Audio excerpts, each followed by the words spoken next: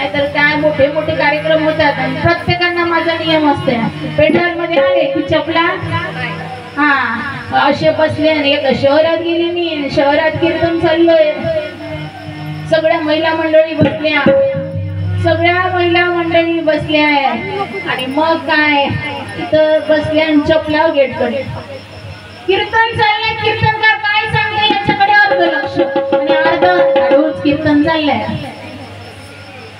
कुठं कीर्तनकार समोर कीर्तन करताय आणि समोरून मात्र हळूहळू अर्ध लक्ष म्हणून जर का कीर्तनात बसली आणि अर्ध लक्ष तिकडे असेल कुठे चपलेतच काय घरी देखील असेल ना काही म्हणत आज एवढ्या उशिरा कीर्तन सुरू झालं आम्ही येऊन बसलो यांच्या आधीच मुलगा झोपला असेल की नाही त्याच्या समोर काही काही काय म्हणतं माहितीये का कोंबड्या भेंडल्या असेल की नाही बकरी सुटली असेल तर हा सगळा विचार आहे ना आता ठेवून द्या बाहेर ज्या हसताय त्यांच्या मनात हा विचार चालू आहे हा सगळं ठेवा पेंडॉलच्या बाहेर आणि आता मात्र इथे लक्ष इकडे केंद्रित करा कारण जर लक्ष मी इकडे कीर्तन सांगत आणि अर्ध लक्ष हळूच घरी असेल किंवा मग माझे असं जर का असेल तर मी नाही वंदनीय राष्ट्रसंत श्री तुकडोजी महाराज सांगतात ही खरी भक्ती होणार नाही म्हणून महाराज म्हणतात ही का भक्ती खरी पळते मने बाहेर भक्ती खरी पळते मने बाहेर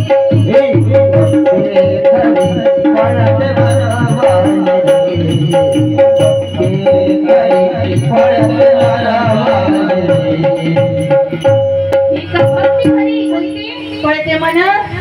कारण देह देवा पुढे लक्ष जोयाकडे असं झालं तर खरी भक्ती होणार लक्ष इकडे सुंदर असं हे आयोजन आहे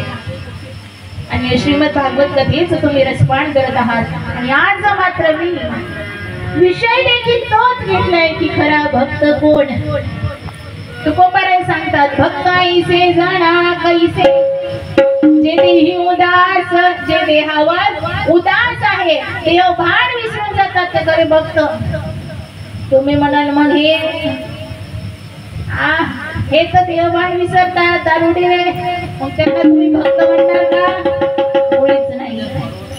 कारण त्यांचा विषय काय झाला असतो ज्यांचा विषय एकमेव नारायण अर्थात भगवंत झाले त्यांना जन धन माता पिता काही आवडत नाही असे खरे भक्त निर्वाणी गोविंद असे मागे पुढे भगवंत मागे पुढे उभा राहील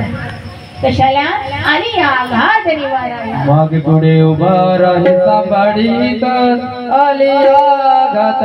निवाराया आली आघात निवाराया